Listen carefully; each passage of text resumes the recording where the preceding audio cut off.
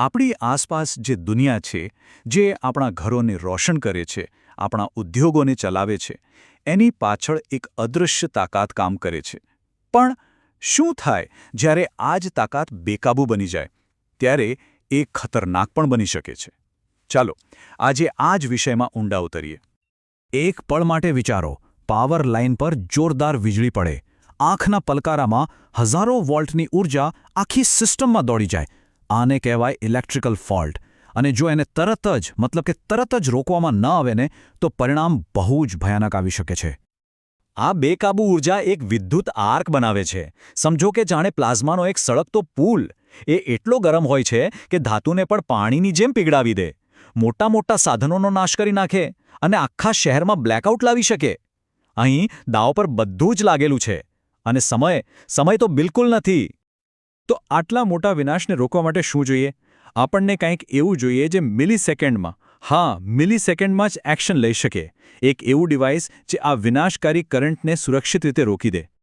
અને આ જ કામ કરે છે એક હાઈ વોલ્ટેજ સર્કિટ બ્રેકર. એ છે ગ્રીડનો સાચો, અદૃશ્ય રક્ષક. કોઈ પણ મોટી મુસીબત આવે એ પહેલાં જ એને રોકવા માટે હંમેશા તૈયાર. કહી શકાય કે એ સિસ્ટમની છેલ્લી અને સૌથી મજબૂત સંરક્ષણની દિવાલ છે. પણ એક મિનિટ, બધા સર્કિટ બ્રેકર કંઈ એક સરખા નથી હોતા. જ્યારે વાત પાવર ગ્રીડના સૌથી સંવેદનશીલ, સૌથી મહત્વના ભાગોની સુરક્ષાની હોય ને, ત્યારે એક સ્પેશિયલ હીરો મેદાનમાં ઉતરે છે. અને એનું નામ છે SF6 સર્કિટ બ્રેકર. તો આ છે શું? એકદમ સાદી ભાષામાં કહીએ તો આ એક સુપરફાસ્ટ સ્વિચ છે, જે ખતરનાક ઇલેક્ટ્રિક આર્કને કાબૂમાં લેવા માટે એક ખાસ પ્રકારના ગેસનો ઉપયોગ કરે છે. અને હા, આજની આપણી ચર્ચાનો મુખ્ય વિષય આ જ ટેકનોલોજી છે. હવે સવાલ એ થાય કે આ SF6 ગેસમાં એવું તો શું ખાસ છે? કેમ એને જ પસંદ કરવામાં આવ્યો? એના ગુણધર્મો જ અદ્ભુત છે. એ હવાથી 2-3 ગણું વધારે સારું ઇન્સ્યુલેટર છે. એમાં આગ નથી લાગતી અને એ રાસાયણિક રીતે પણ એકદમ સ્થિર છે. પણ એની અસલી સુપરપાવર છે એની ઇલેક્ટ્રોનેગેટિવિટી. તો ચાલો હવે જોઈએ કે આ બ્રેકર કામ કેવી રીતે કરે છે. કેવી રીતે એ એક ભયાનક, વિનાશકારી આર્કને સેકન્ડના નાના ભાગમાં જ શાંત કરી દે છે.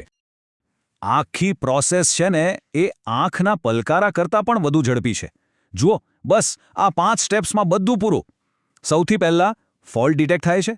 પછી તરત જ કોન્ટેક્ટ્સ એકબીજાથી દૂર જાય છે. જેવી જગ્યા બને એટલે આર્ક સળગી ઉઠે છે. અને બસ એ જ સમયે SF6 ગેસનો જોરદાર બ્લાસ્ટ થાય છે. અને ફાઇનલી આર્ક બુઝાઈ જાય છે.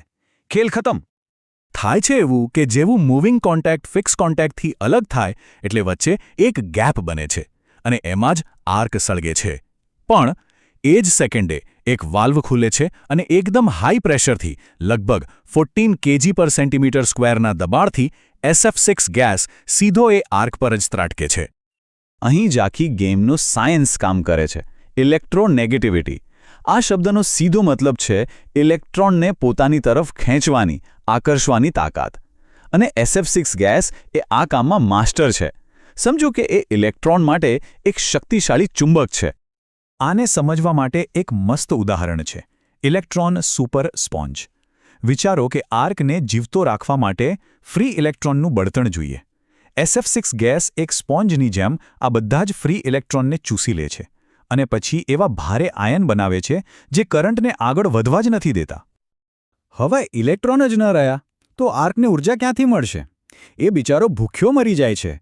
અને જેવો કરંટ એના નેચરલ 0 પોઈન્ટ પર પહોંચે છે, બસ આર્ક કાયમ માટે શાંત થઈ જાય છે. આ બધું એટલી ઝડપથી અને એટલી અસરકારક રીતે થાય છે કે પૂછો જ નહીં. તો અત્યાર સુધી તો એમ જ લાગે છે કે SF6 ગેસ એક પરફેક્ટ હીરો છે, શક્તિશાળી, ભરોસાપાત્ર, બધું જ. પણ દરેક હીરોની વાર્તામાં એક ટ્વિસ્ટ હોય છે. અને આ ટેકનોલોજીની પણ એક ડાર્ક સાઇડ છે, એક મોટી ખામી છે. એક બાજુ જુઓ તો ફાયદા જ ફાયદા છે. જબરજસ્ત પરફોર્મન્સ, મેન્ટેનન્સ ઓછું, અવાજ નહીં, આગનું જોખમ નહીં. પણ સિક્કાની બીજી બાજુ પણ છે.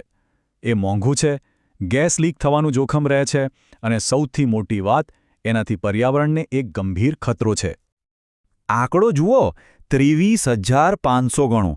આ સાંભળીને જ આંચકો લાગે બરાબર ને, પણ આ આંકડાનો મતલબ શું છે? આનો મતલબ એ છે કે જો 1 કિલો SF6 ગેસ હવામાં ભળે તો એ ગ્લોબલ વોર્મિંગ માટે 23,500 કિલો કાર્બન ડાયોક્સાઇડ જેટલો જવાબદાર છે. હા, આટલો શક્તિશાળી ગ્રીનહાઉસ ગેસ. આ છે આપણા આ હીરોનું સૌથી મોટું અને સૌથી અંધારું રહસ્ય. અને સમસ્યા અહીં જ અટકતી નથી. જ્યારે આ ગેસ ખૂબ જ ગરમ આર્કના સંપર્કમાં આવે છે ત્યારે તૂટીને બીજા ઝેરી ગેસ બનાવે છે. એવા ગેસ જે મેટલને પણ ખાઈ જાય. આના કારણે એનું મેન્ટેનન્સ કરવું ખૂબ જ જટિલ અને જોખમી બની જાય છે. એના માટે સ્પેશિયલ સાધનો અને ટ્રેનિંગની જરૂર પડે છે. આટલી બધી ખામીઓ છે તો પણ એ સમજવું બહુ જ જરૂરી છે કે આ ટેકનોલોજી આપણા આજના પાવર ગ્રીડ માટે કેટલી બધી મહત્વની છે. સાચું કહું તો એ આપણા આખા પાવર ઇન્ફ્રાસ્ટ્રક્ચરની કરોડરજ્જુ છે. આ SF6 બ્રેકર્સ છે ને, એ લગભગ બધે જ છે. મોટી મોટી હાઈ વોલ્ટેજ લાઇનોમાં, શહેરોની અંદર આવેલા સબસ્ટેશનમાં, પાવર પ્લાન્ટ્સ અને મોટી ઇન્ડસ્ટ્રીમાં, અરે વિન્ડ અને સોલાર ફાર્મ્સમાં પણ. જ્યાં પણ હાઈ વોલ્ટેજ અને ભરોસાની વાત આવે ત્યાં તમને આ બ્રેકર જોવા મળશે જ. આ એક વાત એની આખી ભૂમિકાને બરાબર સમજાવી દે છે.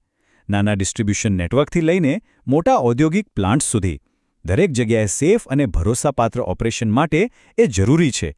અને એની આ જ વિશ્વસનીયતાને કારણે એ આટલો વ્યાપક છે, જે આપણા ગ્રીડને ચાલતું અને સુરક્ષિત રાખે છે. તો આખી વાતનો સાર શું છે? આપણું ગ્રીડ એક એવા રક્ષક પર ટકેલું છે જેનું એક ડાર્ક સિક્રેટ છે, જે પોતે જ ખતરો છે. આ આપણે એક બહુ મોટા સવાલ પર લાવીને ઊભું રાખે છે કે શું આપણે પરફોર્મન્સ અને પર્યાવરણ પ્રત્યેની જવાબદારી વચ્ચે કોઈ સંતુલન શોધી શકીશું? આવનારા સમયના એન્જિનિયર્સ માટે આનાથી મોટો કોઈ પડકાર નથી.